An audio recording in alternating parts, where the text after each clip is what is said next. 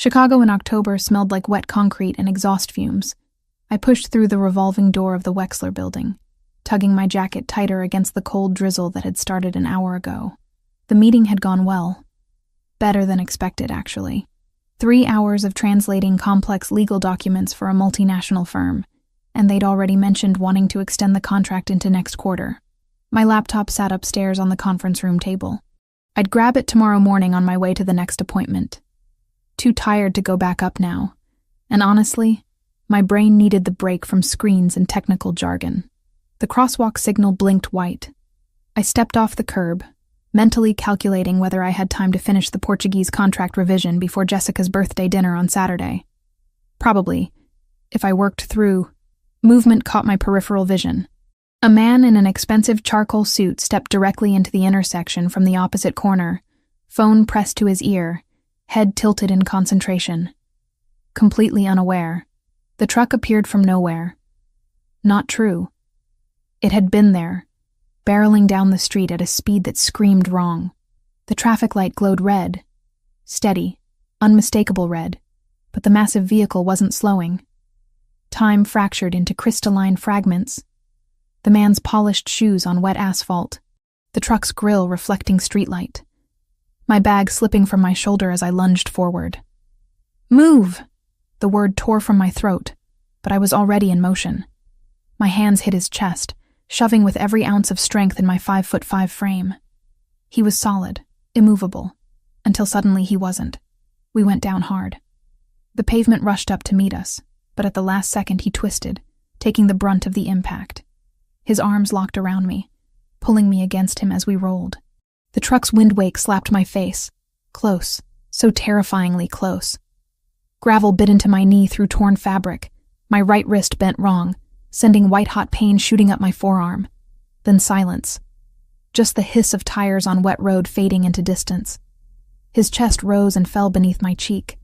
Expensive fabric, silk or something close. The scent of cedar and something darker, richer, clung to him. My heart hammered so violently I thought my ribs might crack. "Are you hurt?" His voice rumbled through his chest before reaching my ears. Accented, but I couldn't place it yet. Controlled, despite what had just happened. I pushed myself up, pain lancing through my wrist. "Am I hurt? You almost got yourself killed." He sat up with fluid grace that shouldn't have been possible after that fall. Dark eyes found mine, assessing. Sharp cheekbones, strong jaw shadowed with stubble, and a thin scar cutting through the right side of his chin. Handsome in a way that felt dangerous. "You saved my life. You walked into traffic like a complete idiot." The words tumbled out in Italian before I could stop them.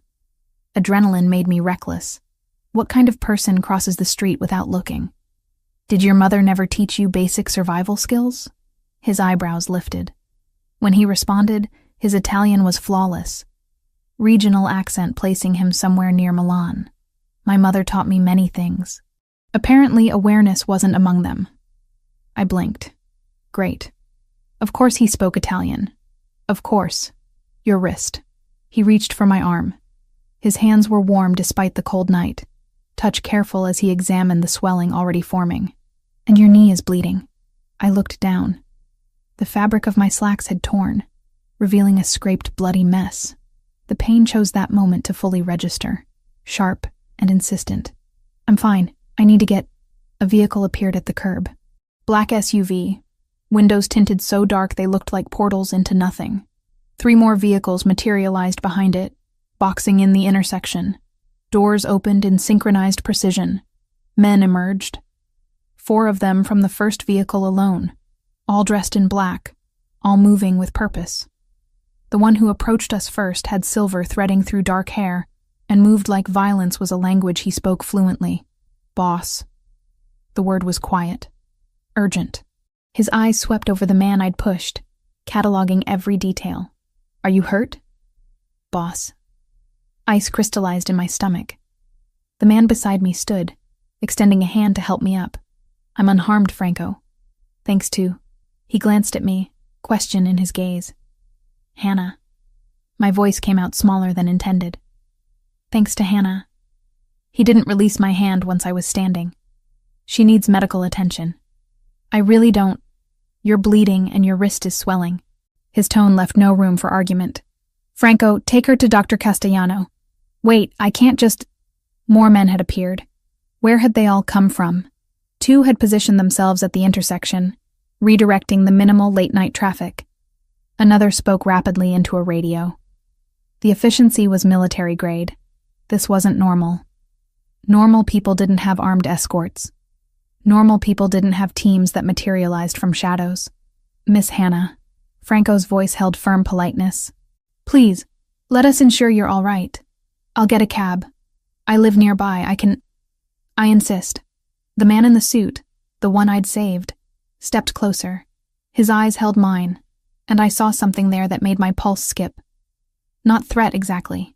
Promise, maybe. "You risked yourself for a stranger. Allow me to ensure that risk hasn't left you injured." The SUV's rear door stood open, waiting. I tested my weight. The wrist spiked pain up my arm, and my knee wobbled. My phone was still under a parked car, and my ID was somewhere in the crosswalk. Running meant limping blind with no way to call anyone. Every instinct screamed to run, but my bag still lay in the street, contents scattered. My phone had skidded under a parked car, and honestly, shock was setting in, making my legs feel disconnected from my body. Just medical attention. Then I go home. Of course. He gestured toward the vehicle. The interior smelled like leather and something I couldn't identify. Clean. Expensive. The seats wrapped around me like a luxury I'd never experienced. The man slid in beside me. Franco took the front passenger seat. The driver never turned around. We pulled into traffic smoothly. Through the partition, I heard Franco speaking in rapid Italian. The words filtered through my translator's brain automatically. "Too close. Someone will answer for this." "Police are already at the scene," the driver responded. "Standard procedure, traffic accident, brake failure. Make sure that's exactly what they believe." Franco's voice dropped lower. "And find out who owned that truck. I want names by morning." My hands started shaking. I pressed them against my thighs, trying to hide it. The man beside me noticed anyway. He said nothing, but I felt his attention shift, felt the weight of his gaze. "Where are we going?" I managed. "Somewhere safe," he answered. "Somewhere we can ensure you're truly all right." "I don't even know your name." He was silent for a long moment. Then, "Matteo. Just a name." But the way Franco's shoulders tensed at the sound of it told me everything I needed to know.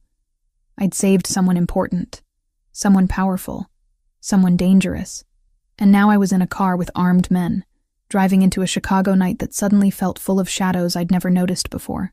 Consciousness returned in fragments, silk sheets against my skin, the distant hum of machinery, a smell I couldn't place, antiseptic mixed with something floral. My eyes opened to unfamiliar darkness. Not my apartment. Definitely not my apartment. The ceiling soared too high, painted in soft gray that caught light from somewhere I couldn't see. My right wrist throbbed with dull insistence, wrapped in pristine white bandaging that extended halfway to my elbow. Panic flickered. I sat up too fast, and the room tilted. "Easy." A man's voice, calm and professional. He materialized from a chair I hadn't noticed, older, maybe 60, with wire-rimmed glasses and salt and pepper hair. "You're safe, Miss Reed. I'm Dr. Castellano. Where am I?" My throat felt raw. "A secure location." He approached, checking my pupils with a penlight that made me wince. "You fainted approximately 3 hours ago." Adrenaline crash combined with shock. Perfectly normal physiological response to near-death experience. 3 hours. I glanced at my bare wrist, then spotted a clock on the nightstand. 3:17 a.m. My phone. I need my phone. My friend Jessica. She was expecting me to. Already handled. Franco appeared in the doorway like he'd been summoned. In the better lighting, I could see him more clearly. Sharp suit, sharper eyes, a man who missed nothing. "Your belongings are here. We'll return everything momentarily." Dr. Castellano finished his examination, checking my bandaged wrist with gentle fingers. "Mild sprain, no fracture. Keep it elevated and iced for the next 48 hours. Your knee has been cleaned and dressed. The scrapes are superficial, should heal within a week." Right. The knee. I looked down at the bandage visible beneath the hem of borrowed sweatpants that definitely weren't mine. Who changed my clothes? Female staff member, the doctor assured me. Your garments were torn and bloodied. These are temporary until you can retrieve your own. He left with a nod, and Franco entered carrying my bag. My phone sat on top, screen dark. Jessica? I asked, reaching for it. Waiting for your call. We haven't contacted anyone on your behalf. I unlocked the phone. 17 missed calls. 12 from Jessica. 5 from unknown numbers. My stomach knotted as I dialed. She answered before the first ring finished. Hannah? Oh my God, where are you? I've been calling for hours. I almost called the police. I'm okay. I'm so sorry, Jess. Something happened, an accident. I'm fine, but I can't really explain right now. What kind of accident? Are you hurt? Do you need me to come get you? I glanced at Franco, who watched without expression. No, I'm safe. I need to handle some things. I'll explain later, I promise. I'm sorry I scared you. The lie tasted bitter. But what was I supposed to say? That I'd saved a man who turned out to be some kind of crime boss and was now in his, what? Safe house? Compound. Jessica's concern bled through the phone. You're sure you're okay? I'm sure. I'll call you tomorrow. Or later today, technically. We said goodbye, but I could hear the doubt in her voice. She knew me too well. I also need to get my laptop, I told Franco, setting the phone down. Left it at the Wexler building, 15th floor conference room. I need it for work. We'll arrange retrieval in the morning. Mr. Grimaldiro would like to speak with you now. Of course he would. I stood, testing my weight on my injured knee. Tender but manageable. Let me guess. Not really optional. Franco's expression might have been amusement. Hard to tell. He's been concerned about your well-being. The suite opened into a hallway that belonged in an architectural magazine. Polished hardwood. Artwork that looked original. Lighting designed to showcase rather than illuminate. Franco led me through a series of turns that I tried to memorize and failed. We stopped at double doors. He knocked once, then pushed them open. The office beyond was masculine and precise. Floor-to-ceiling windows overlooked Chicago's skyline, still glittering despite the hour. Matteo stood silhouetted against them, phone to his ear, speaking rapid Italian that my exhausted brain automatically translated. I don't care what it takes. Find out who owned that vehicle before sunrise. He turned as we entered, ending the call without preamble. In better light, I could see him properly. Tall, easily over 6 feet. The expensive suit from earlier had been replaced by dark slacks and a white shirt with rolled sleeves. The casualness somehow made him more intimidating, not less. Hannah? He gestured to a leather chair facing his desk. How are you feeling? Like I got hit by a truck. Metaphorically speaking. I sat because my knee was complaining. Can I leave now? Direct. I appreciate that. He moved to his desk but didn't sit. Unfortunately, the situation is more complicated than a simple accident. Franco produced a tablet, tapping the screen before handing it to me. Security footage played in grainy black and white. The intersection. The truck approaching. Me shoving Matteo. The vehicle swerving, actually swerving toward us at the last second. Watch the driver, Matteo said quietly. I rewound, focusing. The driver's face was visible for maybe 2 seconds. Young, maybe 30. Eyes locked on Matteo with unmistakable intent.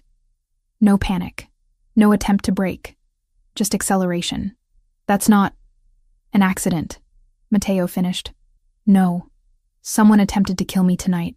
And you, Hannah Reed, age 27, freelance translator specializing in contract analysis and legal documentation, living at 1847 West Addison, currently between major clients, but with 3 active projects, happened to be in the wrong place at the wrong time. Ice crystallized in my veins. You investigated me. I protect my interests. You saved my life.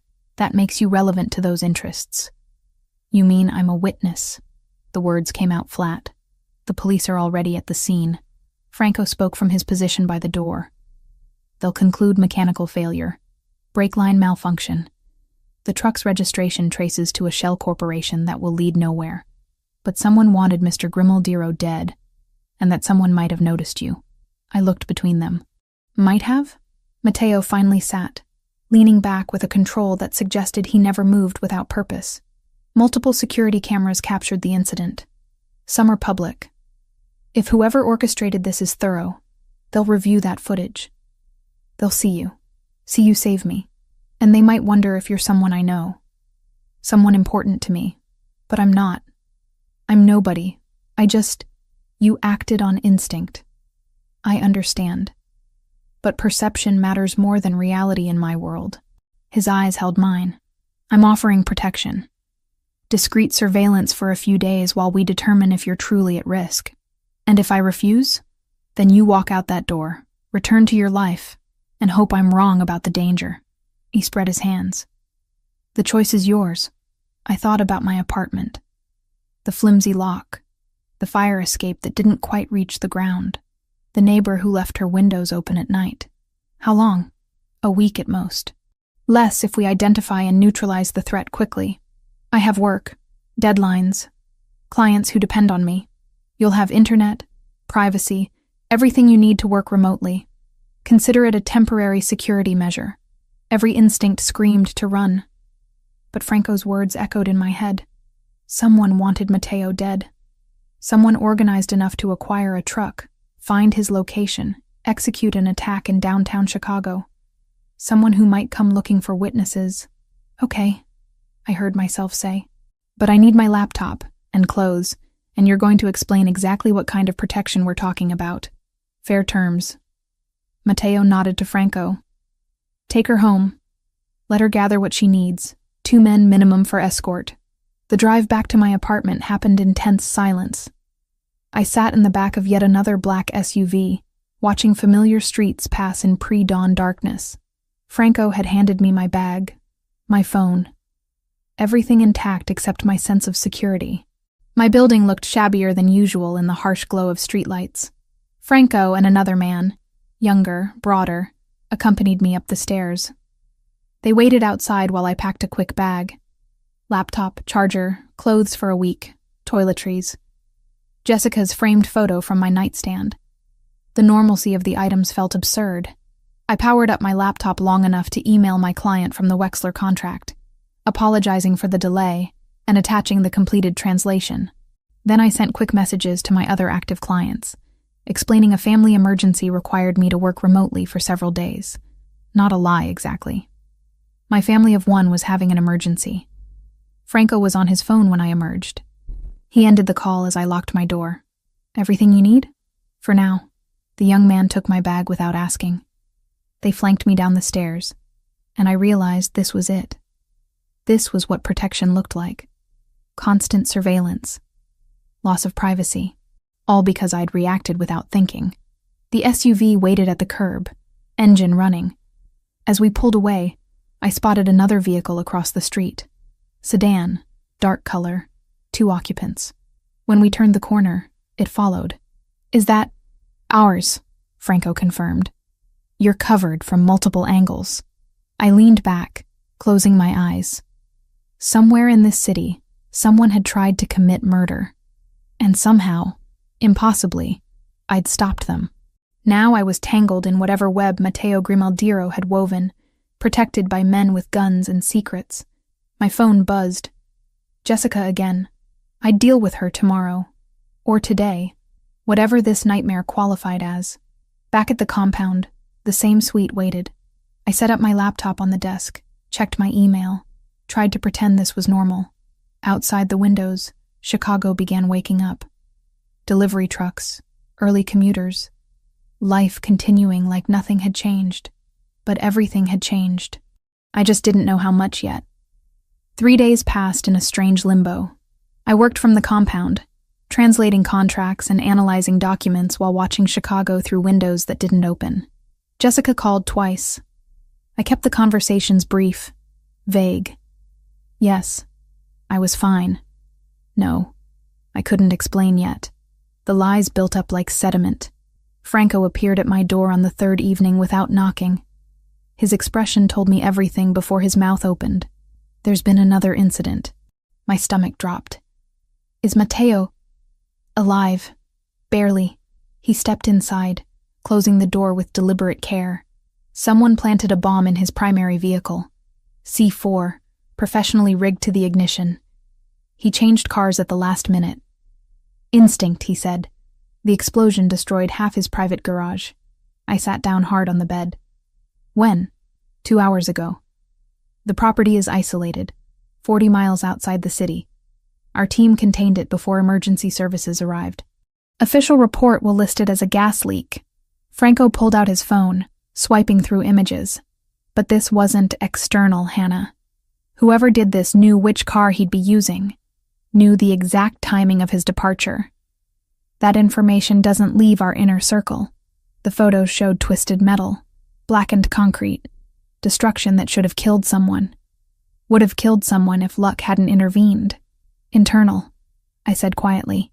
You think it's someone inside his organization? I know it is. He pulled up a different set of images. And we have another problem. You. The first photo showed me leaving a coffee shop 2 blocks from my apartment. The second caught me at a crosswalk, phone to my ear. The third was taken from a vehicle, capturing me through my own living room window as I worked at my desk. These aren't yours, I said. My voice sounded distant. No. We noticed them yesterday, picked up the surveillance this morning. Different vehicles, different operators, professional tale. Whoever wants Mateo dead knows you saved him, and they're tracking your movements. Cold spread through my chest. They think I'm important to him, or they're considering using you as leverage. Either way, you're exposed. This apartment isn't defensible. You need to move to the estate tonight. I can't just disappear. I have clients expecting deliveries, deadlines. Which matter more than staying alive? The bluntness hit like a slap. I looked at the photos again, at myself captured without knowledge or consent, at the proof that strangers had been following me, watching me, waiting for an opportunity. My friend Jessica, she'll panic if I vanish. So tell her what you can without compromising security. Franco's tone softened slightly. We're not asking you to disappear forever, just until we identify and neutralize the threat. And how long will that take? As long as necessary. I wanted to argue, to insist this wasn't my problem, that I'd just been in the wrong place at the wrong time. But the photos spoke louder than my protests. Someone dangerous knew my face, my address, my routine. I need to pack properly this time. And I'm emailing my clients tonight, telling them I'll be working remotely for the next 2 weeks minimum. Franco nodded. 30 minutes. Pack for extended stay. We leave before dark. He stationed himself outside while I moved through my apartment in controlled chaos. Laptop, chargers, enough clothes for 2 weeks, my translation references, toiletries. I drafted quick emails to my 3 active clients. Explaining a family emergency required me to relocate temporarily, but I'd remain fully available electronically. Professional, apologetic, vague. Then I texted Jessica. Need to leave town for work security issue. Can't explain over text. I'm safe. Will call when I can. Please don't worry. Love you. Her response came immediately. What? Call me now. My phone rang. I let it go to voicemail. Coward's choice, but I couldn't lie to her voice to voice. Not again. The estate waited beyond Chicago's edge, accessed through gates that whispered open at our approach. I'd barely noticed the property in darkness 3 nights ago. Now, in fading daylight, I saw it properly. Stone walls, manicured grounds, security cameras angled to cover every approach. Not a home. A fortress disguised as one.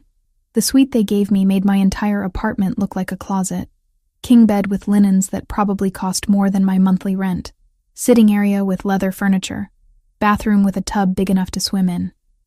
And most importantly, a desk positioned by windows overlooking gardens lit by strategic floodlights. Internet password is on the desk, Franco said from the doorway. Kitchen is fully stocked if you need anything. Mateo would like you to join him for dinner at 8 if you're comfortable. Do I have a choice? Always. But I think you'll want to hear what he has to say. He left me alone with my bags and a view of grounds patrolled by men who moved like shadows. I unpacked methodically, establishing routine as an anchor. Laptop set up, charger plugged in, files organized. My phone showed 6 missed calls from Jessica, and a voicemail I wasn't ready to hear. Work first. Panic later. At 7:45, I showered and changed into clean jeans and a rust-colored sweater. Not fancy, but presentable. A staff member I hadn't met knocked precisely at 8, offering to escort me to dinner. The dining room continued the estate's theme, elegant but understated, power that didn't need to announce itself. Mateo stood when I entered, and I noticed immediately what I'd missed before. He moved with careful precision, favoring his left side slightly. "You're hurt. Minor burns from the explosion. Nothing serious." He gestured to the chair across from him. "Thank you for joining me." A woman appeared with wine, pouring without asking. She disappeared as silently as she'd come. "Franco showed me the photos," I said, skipping pleasantries. "The ones of me being followed." "Yes. I apologize for dragging you into this. Bit late for apologies." "Who are they?" Mateo studied his wine glass. "That's what I'm trying to determine.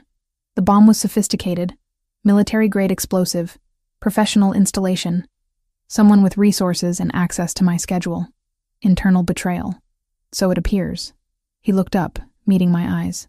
"Which is why I need you here. Safe. Until I identify who's trying to kill me. And then what happens to me? Then you return to your life. With compensation for the disruption and assurance that you're no longer a target." I laughed, harsh and short. "You really think it's that simple? That I can just go back to translating contracts like none of this happened?" "No. I think you're intelligent enough to understand necessity." His voice stayed level. "You saved my life. I'm returning the favor by ensuring yours isn't forfeit because of it." The wine tasted expensive, complex. I took another sip, buying time to organize my thoughts. "Franco said you think it's someone you trust, someone close, someone with access to information that should be restricted." Mateo's jaw tightened. "I've built this organization on loyalty. To discover that loyalty is false, that someone I've protected and elevated would rather see me dead." He stopped himself, control slipping back into place. "Tell me about your work," he said, shifting gears. "Franco mentioned you translate for multinational firms." The sudden pivot threw me. "Legal documents, mostly. Contracts, compliance paperwork, due diligence files. I work in 6 languages." His eyebrows rose. 6? English, Spanish, Portuguese, French, Italian, German. I was working toward Japanese before. I gestured vaguely at everything. "Before this. And you do analysis beyond simple translation?" "Document review. I can spot inconsistencies, fraudulent clauses, terms that don't align across language versions. Companies pay me to find the problems before they become lawsuits." Interest lit his expression, genuine curiosity replacing the careful mask. "Say something in French."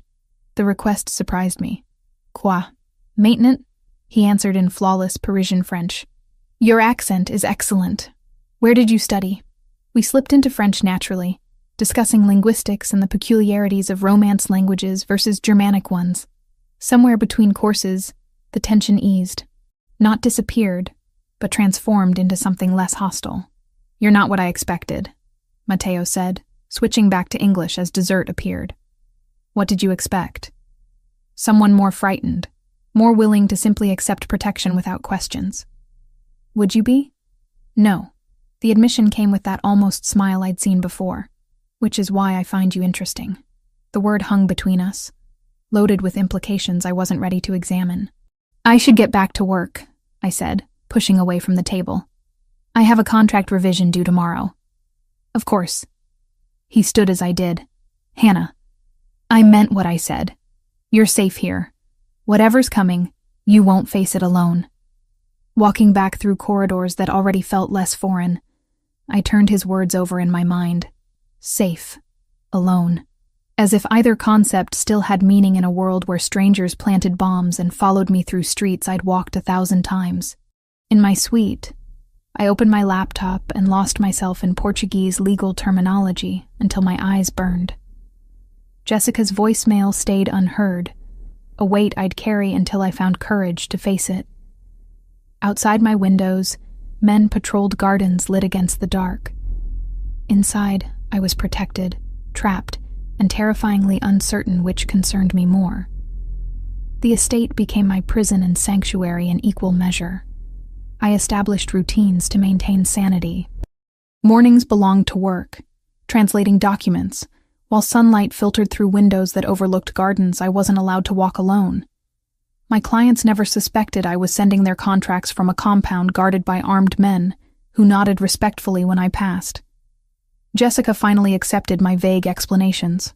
Work emergency, security protocols, temporary relocation. The lies came easier each time I repeated them, which worried me more than the lies themselves. Dinners with Matteo became regular when his schedule allowed.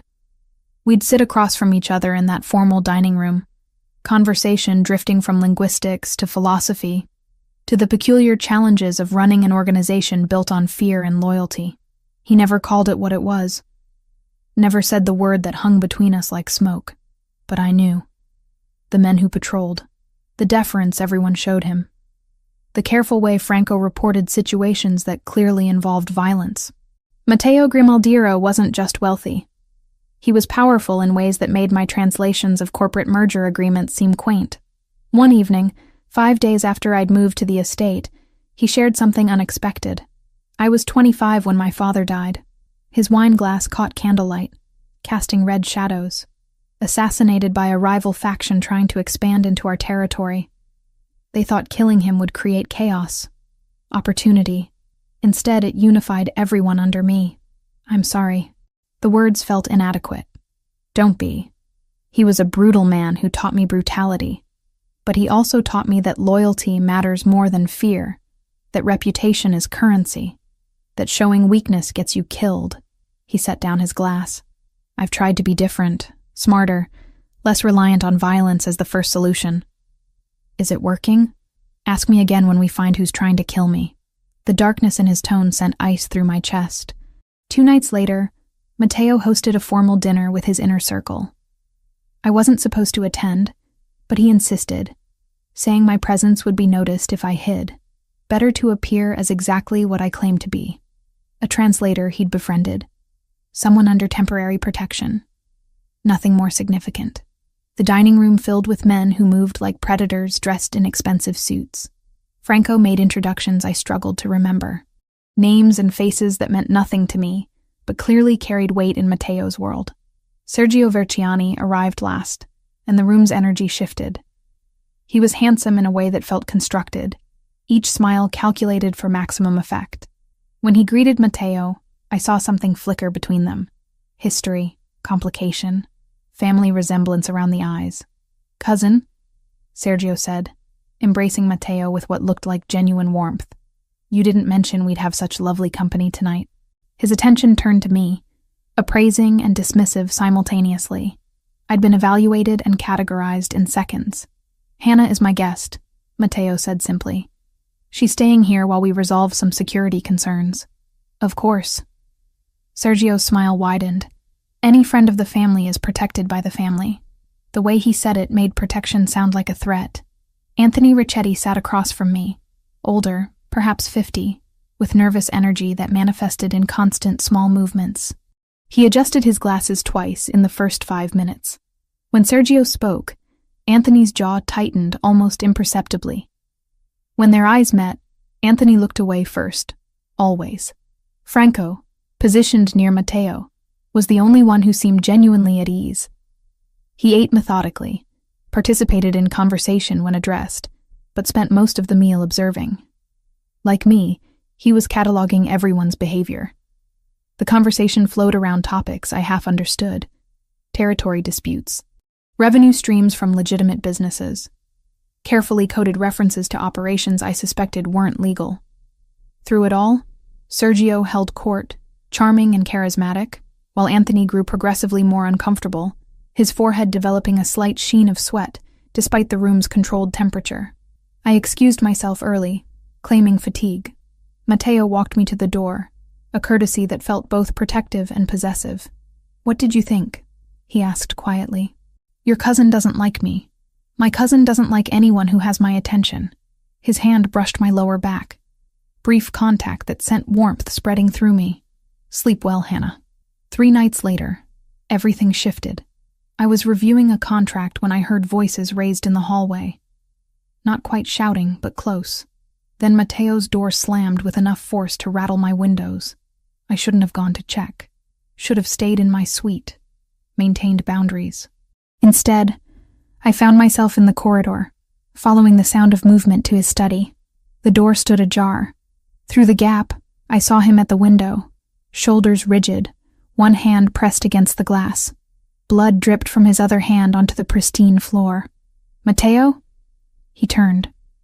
A cut sliced across his left cheekbone, maybe 2 inches long, bleeding freely. His shirt collar was torn, knuckles on his right hand split and raw. "Leave." The word came out flat, emotionless. "You're hurt." I said leave. Instead, I pushed into the room, closing the door behind me. "Where's your first aid kit?" "Hannah, bathroom. I'll find it myself." His bathroom was marble and chrome, impersonal, except for the medical supplies in the cabinet that suggested violence was routine. I grabbed what I needed and returned to find him still standing at the window, jaw clenched. "Sit down." "I don't need—" "Sit. Down." Something in my tone made him obey. He sank into the leather chair, tilting his face up as I approached with antiseptic and gauze. This close, I could see the anger burning behind his controlled expression. Could smell copper, and his cologne mixing into something intoxicating and dangerous. I cleaned the cut carefully, conscious of every breath, every tiny flinch he suppressed. His eyes never left my face. "What happened?" I asked, applying butterfly strips to hold the edges together. A captain questioned my judgment, publicly, in front of men who need to believe I'm infallible. His voice was quiet, deadly. I reminded him why questioning me is unwise. "With your fists, with my authority." The fists were just emphasis. My hands trembled slightly as I finished bandaging. We were too close. I could feel heat radiating from him, see his pulse jumping in his throat. When I reached to clean his split knuckles, his free hand caught my wrist. Hannah. Just my name, but loaded with everything we'd been carefully not acknowledging. The tension that built every time we shared a meal. The way his eyes followed me when I moved through rooms. The dangerous pull I felt toward a man I should fear. "This is a bad idea," I whispered. "Terrible idea," he agreed. Neither of us moved away. His thumb traced circles on my inner wrist, finding my racing pulse. My breath caught. Time stretched, fragile and electric. The door opened without warning. Franco's voice cut through the moment like a blade. "We have a problem." Mateo released me, composure snapping back into place. "What kind of problem?" "The financial audit. You need to see this now." I stepped back, putting professional distance between us. My pulse still hammered, skin still tingling where he'd touched me. Franco produced a tablet, pulling up spreadsheets and transaction records. The preliminary audit found unauthorized transfers, millions being moved through accounts that shouldn't exist. Someone with high-level system access has been diverting funds for at least 6 months. Mateo's expression went cold. "How much?" 8 million so far. Possibly more we haven't found yet. Who has that level of access? Administration only. You, me, Anthony, Sergio. Franco's jaw tightened. And the transfers are structured to look legitimate. Someone who knows our systems intimately. "Show me everything." Franco spread documents across the desk. I should have left, but curiosity and something else, professional instinct maybe, kept me rooted. "Can I see those?" The words escaped before I thought them through. Both men looked at me. Mateo nodded slowly. I studied the documents, falling into the analytical mode that made me good at my job. Transaction descriptions, payee names, routing codes. Something nagged at me. Pattern recognition firing. These supplier names. I pointed to a series of payments. The formatting is inconsistent. "Look, this one uses LLC, but this one uses LLC with periods. And the grammar in these descriptions, it's technically correct, but the word choice is off. See how this one says, for provision of services rendered, but this one says, for rendering of provided services? Native English speakers wouldn't structure it that way." Mateo leaned closer, studying what I'd indicated. "Meaning? Meaning these aren't real companies. Someone created shell corporations and tried to make them look legitimate. but they didn't maintain consistency. These are fraudulent, money laundering through fake vendors. Silence stretched. Then Matteo looked at Franco. Pull every transaction to these companies. I want names, dates, who authorized each payment, and find out who created these vendor accounts in our system. Franco nodded, already moving. The door closed behind him, leaving us alone again. Matteo turned to me. Something new in his expression. Respect, maybe. Or recognition. You saw in 5 minutes what our accountants missed for months. It's what I do. Finding inconsistencies in documents. It's more than that. He stood, closing the distance between us again. You're more than that. This time when he touched me, cupping my face with careful fingers, I didn't pull away. When his mouth found mine, I kissed him back. All the accumulated tension of the past days igniting. His hands tangled in my hair. Mine clutched his shoulders, and for those suspended moments, nothing existed except heat and need, and the dangerous thrill of choosing something I knew would change everything. When we finally broke apart, both breathing hard, reality crashed back. I should go, I managed. You should, but his arms didn't release me. Matteo, I know. He pressed his forehead to mine. This complicates everything. Everything was already complicated. A laugh escaped him, rough and genuine. Fair point. I forced myself to step back, to create space before I lost the ability to think clearly. Find whoever's stealing from you. Figure out who's trying to kill you. Then we can discuss what this is. And if I said I already know what this is, then you're dangerously optimistic for a man in your position. I left before he could respond, before I could change my mind. But his taste lingered on my lips, and I knew, with certainty that terrified me, that I'd already crossed a line I couldn't uncross. The kiss changed everything, and nothing. We didn't speak about it, didn't acknowledge what had shifted between us. But the air felt different when we occupied the same room, charged with possibilities neither of us dared name. I threw myself into work, accepting every project my clients offered. Deadlines became armor against thinking too hard about what I was doing, who I was becoming. My inbox filled with translations, contract reviews, documents requiring the kind of meticulous attention that left no room for existential questions. But the nights told a different story.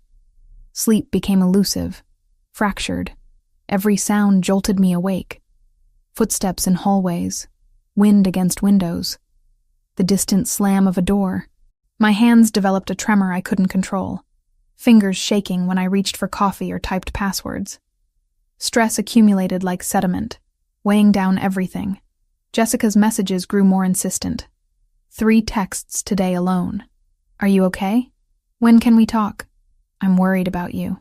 Each one was a reminder of the life I'd abandoned, the normalcy slipping further from reach with every day I stayed in this gilded fortress. I tried calling her once. Got as far as hearing her voice say hello before panic closed my throat and I hung up. What could I possibly say that wouldn't be a lie? The investigation into the fake vendors I'd identified moved faster than expected. Franco appeared at my door 4 days after that kiss, tablet in hand, expression grimmer than usual. We traced the companies. All of them lead back to a network of shell corporations registered in Delaware and the Caymans. He showed me layers of ownership structures, each more convoluted than the last. But we found the connection. They're controlled through intermediaries by someone inside the organization. Who? Sergio. The name dropped like a stone. Matteo's cousin. His underboss. Someone he's known since childhood. My stomach twisted. I'd seen them together. Seen what looked like genuine affection. Family. There's more. Franco pulled up bank records. The money diverted through these fake companies? We tracked where it went. Payment to a trucking company that provided the vehicle used in the assassination attempt. Payment to the driver's offshore account. Payment to the bomb manufacturer. Sergio has been funding his own coup using Matteo's money. Does Matteo know? He's convening an emergency council meeting tonight. You should stay in your suite. I should have listened. Should have stayed hidden behind locked doors while they handled business I didn't understand. Instead, I found myself drawn to the corridor outside the main conference room an hour later, pulse hammering as voices rose beyond the heavy doors. You're accusing me? Sergio's voice carried fury and wounded pride. I've bled for this family, given everything while you sit in your mansion playing philosopher king. The evidence is irrefutable. Mateo's tone stayed controlled, deadly calm.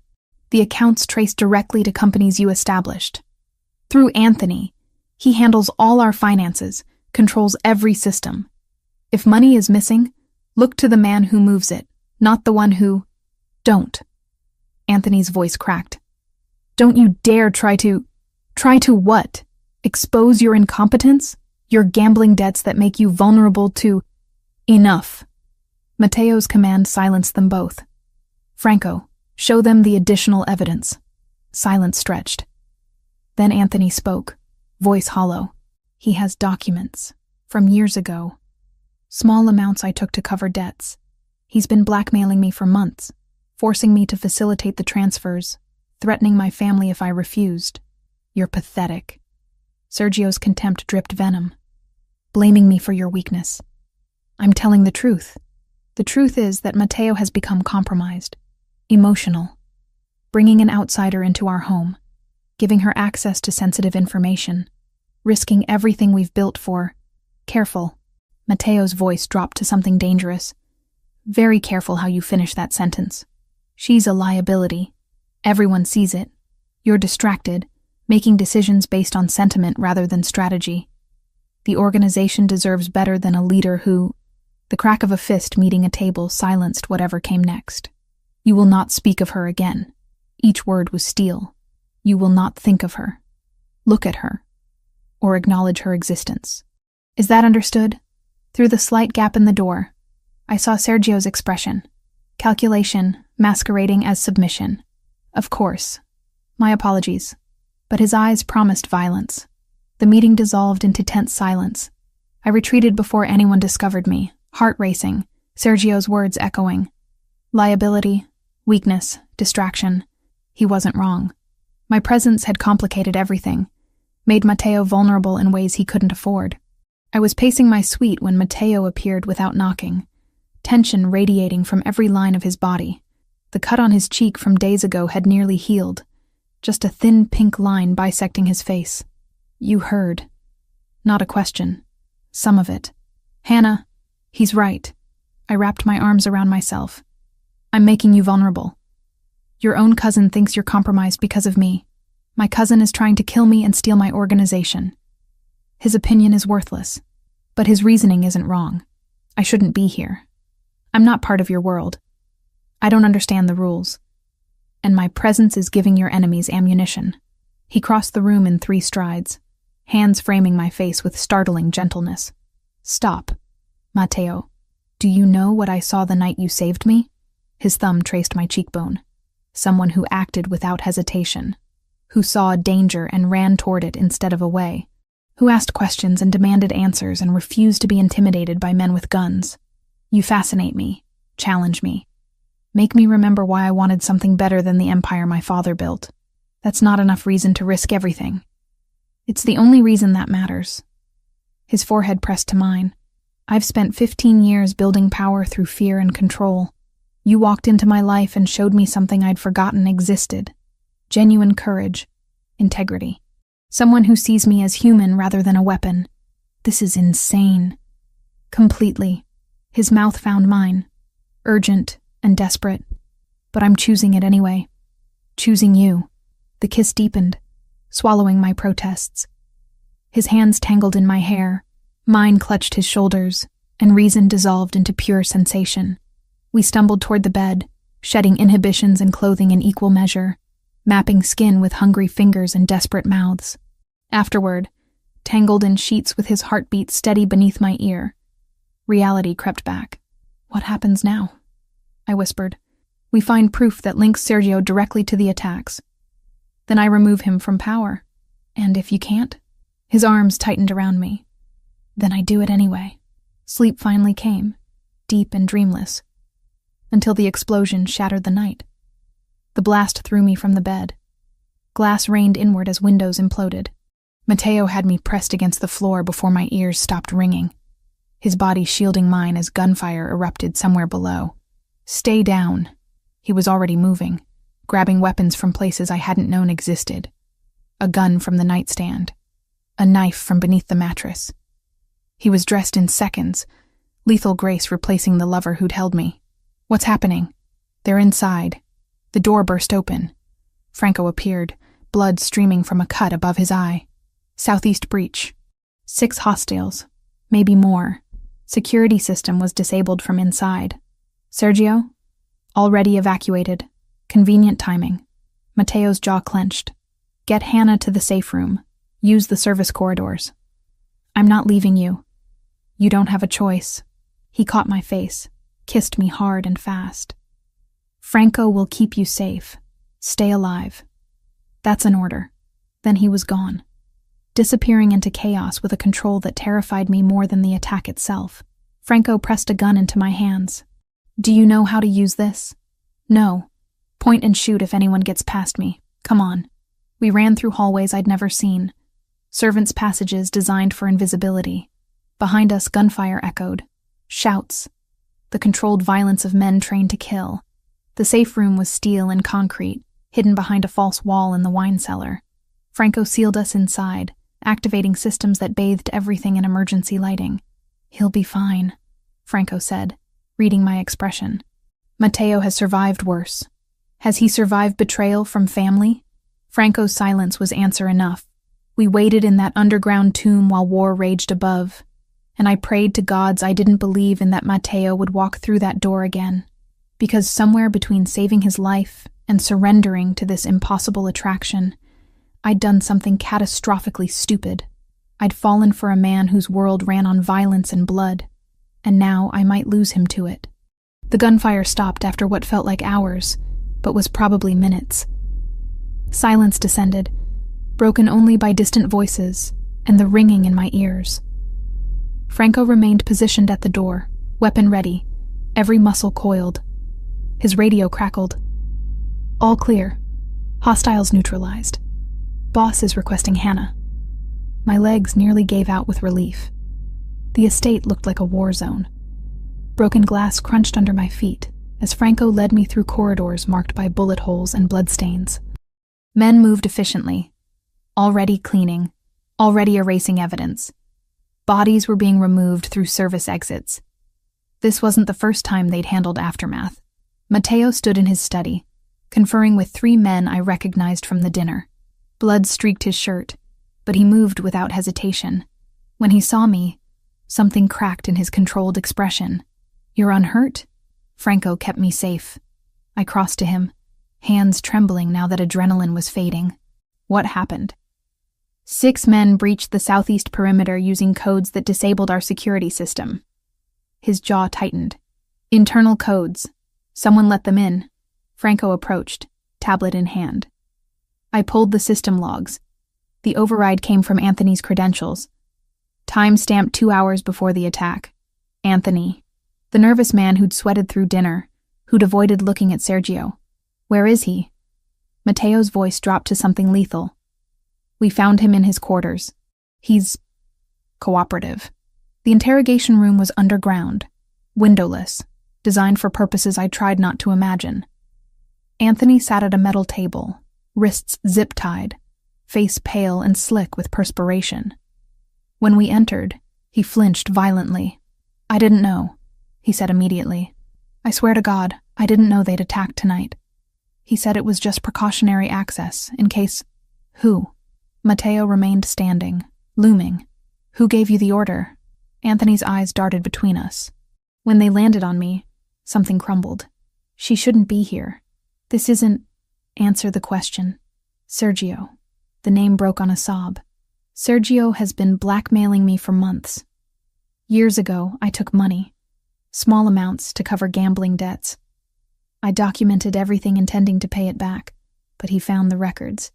Said he'd expose me, that my family would pay if I didn't cooperate. Franco set the tablet on the table, pulling up financial records. These transfers. The fake vendors Hannah identified. You facilitated them. He forced me. Every month new instructions. Move money here, create accounts there, disable the security feature. I kept thinking if I just did what he asked, He'd let me go. Anthony's voice cracked. But it kept escalating. The bomb. The truck. Tonight. I'm an accountant, not a killer. I didn't sign up for murder. But you participated. Mateo's words were ice. How many people died because you were too weak to stand up to him? I'm sorry. God, I'm so sorry. What's his endgame? Anthony wiped his face with bound hands. Complete takeover. He's been building support for months, promising captains more territory, more revenue if they back him. Says you've gone soft, that you're compromised by... His eyes flicked to me again. By what? I asked, even though I knew. By her. An outsider. Someone who has your ear, your protection. Sergio's been telling everyone you're making emotional decisions instead of strategic ones. That you're risking everything for someone who doesn't belong in this world. The words hit harder than they should have. Because they weren't entirely wrong. Mateo's hand found mine, fingers lacing through despite the audience. How many captains has he turned? Maybe half. The ones who think the old ways were better. More violent, more aggressive expansion. Anthony's shoulders slumped. He plans to call a vote. Force you out or kill me if the vote doesn't go his way. Yes. Silence stretched, heavy with implications. Then Mateo looked at Franco. Secure Anthony in the east wing. Guarded. No communication with anyone. He pulled me toward the door. We need to talk. Now. Back in his study, with Franco and 2 other senior men I'd been introduced to but couldn't recall, Mateo spread documents across his desk. Financial records, security logs, communications Anthony had provided. He's been planning this for at least 8 months, Franco said, pointing to early transfers. Started small, building his war chest. The assassination attempts were meant to look external, but if those failed, he had the internal support to challenge you openly. How do we prove it? One of the other men asked. Anthony's testimony won't be enough. Half our people already think he's incompetent. They'll believe Sergio's version. We need to catch him in the act, Franco said. Something undeniable. I'd been studying the timeline, the pattern of escalation. He's going to move soon. Maybe days. The attack tonight failed. Anthony's been discovered. He knows his window is closing. All eyes turned to me. She's right, Mateo said. Sergio will accelerate. He has to, before we can consolidate against him. So we give him an opportunity. The words came out before I'd fully thought them through. Make him think he has an opening. Catch him when he acts. That's incredibly risky, Franco said. But I could see him calculating. Less risky than civil war. I pointed to the list of captains Sergio had allegedly turned. If we just accuse him without proof, you split the organization down the middle. Some will believe you, some won't. But if you catch him red-handed, trying to kill you or betray you to enemies, nobody can dispute that. Mateo studied me with an expression I couldn't read. You're suggesting I use myself as bait. I'm suggesting you control the narrative instead of reacting to his. I pulled up Anthony's communications. He's been spreading the story that you're weak, compromised. So prove you're not. Set a trap he can't resist. And if it goes wrong, then we make sure it doesn't. The planning stretched through the night. Every detail mattered. Every contingency needed coverage. Franco argued for keeping me out of it entirely, but Mateo overruled him. She's the one who spotted the financial fraud, he said. Her analytical eye is why we're even having this conversation. If there are details we're missing, she'll find them. So I stayed, contributing where I could, learning more about the organization's structure than I'd ever wanted to know. Captains, territories, revenue streams both legitimate and criminal. The web was vast, complex, and Sergio had been methodically poisoning it from within. We need to call a full council meeting, one of the senior men suggested. Force everything into the open. No, I interjected. That gives Sergio time to prepare, to spin the story. You need him off balance, caught in a moment where his instincts override his planning. What do you suggest? An idea was forming, risky but potentially perfect. Anthony said Sergio told the captains Mateo is compromised because of me. So use that. Make it look like I'm the weak point he can exploit. Mateo's expression darkened immediately. Absolutely not. Listen, you announce you're moving me to a secondary location for my safety. Somewhere outside the estate, less protected. Sergio won't be able to resist. He'll see it as the perfect opportunity to prove you're weak, that prioritizing me over security is a fatal flaw. You're describing yourself as bait. I'm describing strategy. You control the location, the security, everything. But to Sergio, it looks like you're making an emotional mistake. The kind of mistake that justifies his coup. Franco rubbed his jaw, clearly torn. It could work. If we pick the location carefully, wire it properly for surveillance, position our people strategically. No. Mateo's voice was steel. I'm not putting Hannah in danger to catch him. I'm already in danger.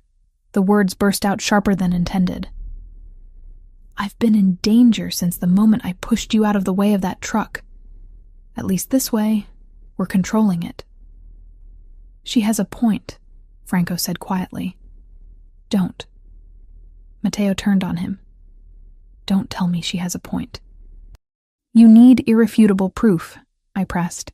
Something nobody can deny or rationalize. Sergio attacking me, coming after your supposed weakness personally, that's the kind of arrogance that will turn even his supporters against him. The argument continued for another hour. But eventually, reluctantly, Mateo agreed. Not because he wanted to, but because the logic was inescapable. We needed Sergio to act, and I was the perfect trigger. The plan took shape over 3 days. A secondary property would be announced, a supposed safe house outside the city. I'd be moved there publicly, with minimal security to make it look like an easy target. In reality, the location would be fortified and monitored, with Mateo's best people positioned to respond instantly. 48 hours maximum, Mateo said, the night before we'd execute the plan. We were alone in his study, exhaustion etched into every line of his face. If nothing happens by then, we extract you and try something else. It'll happen sooner. I'd been studying Sergio's pattern of behavior, the way he moved. He's impulsive when he thinks he has an advantage. He'll jump at this. Mateo pulled me close, forehead resting against mine. If anything goes wrong, it won't. Hannah, we've planned for everything. Franco's people are the best. You'll be close enough to respond in seconds. I cupped his face, feeling the stubble rough against my palms. This ends tomorrow, one way or another. This ends. I'm terrified of losing you. Then make sure you don't. We spent that night wrapped around each other, memorizing touch and taste like it might be the last time. When dawn came, we didn't speak about what could go wrong. Only what had to go right. The trap was set. Now we just had to wait for Sergio to walk into it. The safe house was a lie wrapped in truth. An actual property Mateo owned, but fortified beyond anything visible from outside. Cameras in every corner, armed men positioned in adjacent buildings, Franco coordinating from a command center 2 blocks away. I was the rabbit in the trap. And somewhere out there, the wolf was circling. I'd been moved publicly, driven through Chicago in a convoy small enough to look vulnerable. 2 SUVs instead of 5, guards who appeared competent but not overwhelming. The message was clear. Mateo had prioritized discretion over security, emotion over strategy. Exactly what Sergio needed to believe. The house itself was modern, glass and steel overlooking the river. Beautiful and exposed. I'd been instructed to stay visible, to move past windows, to look like someone trying to pretend normalcy while fear ate at her edges. Not hard to fake. The fear was real, even if the vulnerability wasn't. Mateo wanted to be here, argued for hours that he should be in the house with me. That splitting up was too risky, but Franco convinced him otherwise. Sergio needed to see weakness, and Mateo's absence sold that better than anything. So I waited. Laptop open, pretending to work while my pulse hammered. The earpiece Franco had given me stayed silent, but I knew they were watching, knew every angle was covered. The attack came at dusk. Not subtle, not careful. 6 men approached from different vectors, moving with military precision that suggested training and funding. Sergio wasn't sending amateurs. Contact. Franco's voice crackled in my ear. Stay exactly where you are. Do not move from that room. I'd been positioned in a second-floor study, deliberately visible through windows, but with reinforced walls and a panic room behind a bookshelf. The perfect bait that could be extracted instantly. Glass shattered downstairs. Footsteps pounded through the entry. Professional clearing patterns, weapons drawn. They moved fast, efficient. "Hannah Reed," a voice called from below, accented and cold. "We know you're here. Mr. Versiani would like to speak with you." I didn't answer. Franco had been explicit. Silence until they were fully committed. The men spread through the house. I heard them clearing rooms, communicating in terse phrases, getting closer. Then Matteo's voice in my ear, tight with controlled fury. "We have Sergio.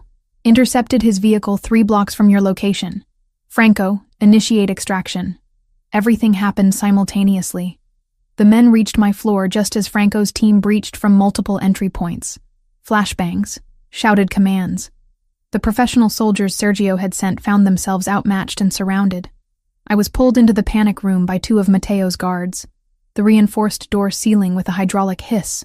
Through the small monitor inside, I watched Franco's team systematically neutralize every hostile. No deaths, I noted. Matteo wanted them alive, able to testify. 20 minutes later, Franco himself opened the panic room. "Clear. Matteo wants you at the compound. Now." The drive back felt surreal. Chicago passed in streaks of light, my hands still trembling with residual adrenaline. Matteo had called a full council meeting, Franco explained. Every captain, every senior member of the organization. They were convening as we spoke. "Sergio?" I asked. "In custody, secured. He's been demanding to speak with Matteo since we took him." The compound blazed with lights when we arrived. The main conference room had been converted into something between a courtroom and a war room. 30 men filled the space, all wearing expensive suits that couldn't quite hide the violence they were capable of. Matteo stood at the head of the table, and when he saw me, relief cracked through his composure. But he didn't cross to me, didn't break the formality of what was happening. This was business, and business demanded precision. "Hannah, wait in the observation room with the technical team," he said. "Franco will coordinate." The observation room shared a wall with the conference room, separated only by one-way glass and sophisticated audio equipment. I could see everything, hear everything. Matteo had positioned me as witness, not participant. Sergio was brought in under guard. His suit was rumpled, lip split from when they'd taken him, but he moved with arrogance intact. When he saw the assembled captains, something flickered in his expression. Not fear. Calculation. "Cousin," he addressed Matteo with familiar contempt. "Quite the production. Are we really doing this? Sit down." Matteo's voice carried absolute authority. The presentation began methodically. Franco displayed financial records on screens around the room, the fake vendors, the diverted millions, the paper trail that led directly to Sergio's network of shell companies. Anthony was brought in, giving testimony that confirmed every detail. I watched the captains' faces.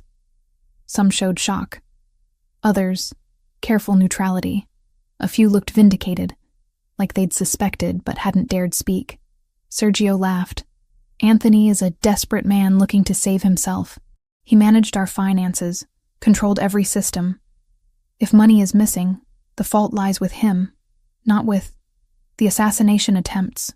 Matteo interrupted, pulling up new evidence. "The truck driver, the bomb. Both paid through accounts you control. We have bank records, testimony from captured operatives. Men you hired specifically to kill me. Circumstantial. Fabricated. Then explain tonight." Matteo played the footage we'd captured. Sergio's vehicle, pulled over 3 blocks from my location. Armed men who'd attacked the safe house, all carrying phones with messages from a number registered to Sergio. "You sent 6 soldiers to kidnap or kill Hannah. Why?" Sergio's expression hardened. "Because she's made you weak." The room went silent. "You've compromised everything we built for an outsider. A woman who knows nothing of our world, our rules.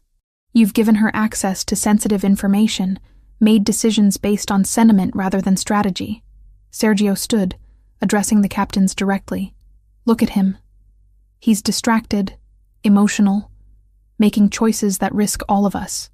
The organization deserves better than a leader who prioritizes his feelings over our survival." Several captains shifted. I saw uncertainty cross faces that had been hardening against Sergio. "She's a liability," Sergio pressed. "Everyone sees it." This meeting, these accusations, they're desperate attempts to deflect from Matteo's weakness. He chose her over all of you, and that choice is going to destroy everything our fathers built. Through the glass, I saw Matteo's hands clench. Franco touched his earpiece, then looked directly at me through the observation window. He mouthed, "Now." I grabbed the laptop containing what I'd found, pushing through the door into the conference room. All eyes turned. "Hannah," Matteo started. "He's not wrong."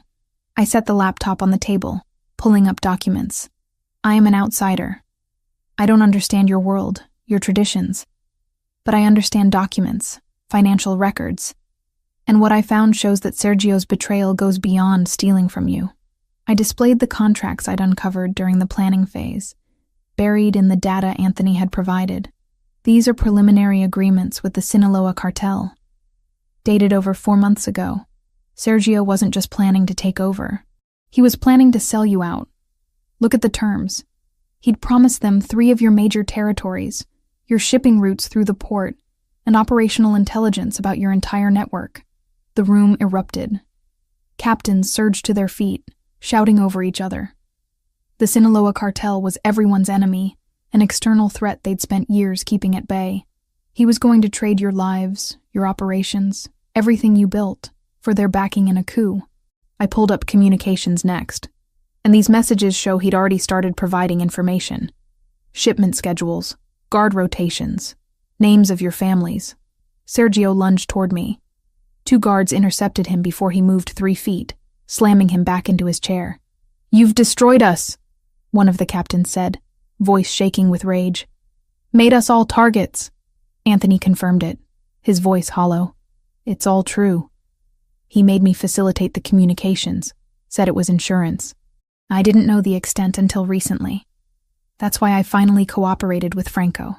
Matteo walked slowly to where Sergio sat pinned by guards. "You called me weak for choosing someone who challenged me to be better than our fathers. But you chose to betray every man in this room for power you weren't strong enough to earn. That's not strength, Sergio. That's cowardice." He turned to the assembled captains. "I'm calling for a vote. Does Sergio Verciani retain any position in this organization? Or is he cast out?" The vote was unanimous. Every hand raised for expulsion. "Then it's done." Matteo's voice was final. "Sergio Verciani is no longer part of this family. What happens to traitors is not for this room to decide. Franco, take him." As Sergio was dragged out, still shouting accusations and curses, Matteo addressed the captains one more time. "I won't apologize for Hannah. She saved my life, saved our organization by catching what we all missed. If that makes me weak, then I accept the judgment. But I'm still standing. Sergio isn't. And anyone who questions where my priorities lie can remember that when making their own choices." The meeting dissolved, captains filing out in tense clusters. Some approached Matteo with pledges of continued loyalty. Others left in silence. When the room finally cleared, Matteo crossed to me. "You didn't have to do that. Put yourself in front of them." "Yes, I did. This ends today. No more questions about my role. No more whispers about me making you weak." I met his eyes. They saw me stand up. Now they know I'm not going anywhere. Neither am I. He pulled me close, forehead resting against mine. "Thank you. For everything." Outside the windows, dawn was breaking over Chicago. Somewhere in the city, my life was still waiting. But standing there, in the aftermath of violence and betrayal, I realized I wasn't sure I wanted that life back anymore. This world had claimed me. For better or worse, I'd chosen it. Chosen him. And there was no going back. The aftermath lasted weeks. Sergio's fate was handled quietly, efficiently, in ways I didn't ask about, and Matteo didn't volunteer. Anthony was different. He'd cooperated, provided evidence, saved lives by finally breaking. The council voted for exile instead of execution. Permanent, monitored, stripped of everything he'd built. I watched him leave the compound under armed escort, looking decades older than when I'd first met him. Franco's promotion to underboss happened with formal ceremony. Matteo presented him before the entire organization, publicly declaring trust and gratitude. Watching Franco accept, seeing the respect in every captain's eyes, I understood how carefully Matteo was rebuilding. Every gesture mattered. Every word carried weight. The estate transformed into command central. Meetings stretched through nights. Captains arrived for private conversations, emerging hours later with renewed commitment or removed from positions entirely. Matteo was ruthlessly thorough, examining every operation, every loyalty, every potential crack in his rebuilt foundation. I stayed. Not because I had to, but because leaving felt impossible. My apartment existed somewhere in Chicago, untouched and waiting, but the woman who'd lived there didn't anymore. Work kept me anchored. My clients never missed a deadline. I translated contracts and analyzed documents from a suite that had become my office, maintaining professional reputation while living in a world my colleagues couldn't imagine. But Jessica deserved better than silence. I called her on a Tuesday morning, 3 weeks after Sergio's capture. Her voice cracked when she answered. "Hannah? Oh my God, where have you been? I've been going crazy. I almost filed a missing persons report. I'm sorry, I'm so sorry." The words felt inadequate. "Can we meet? In person? I need to explain. We met for lunch at a restaurant Matteo owned." Though Jessica didn't know that. Franco's people had swept it twice, positioned themselves at strategic tables, created the illusion of normalcy while maintaining absolute control. Jessica looked thinner, worried. She grabbed my hands the moment I sat down. "What happened to you?"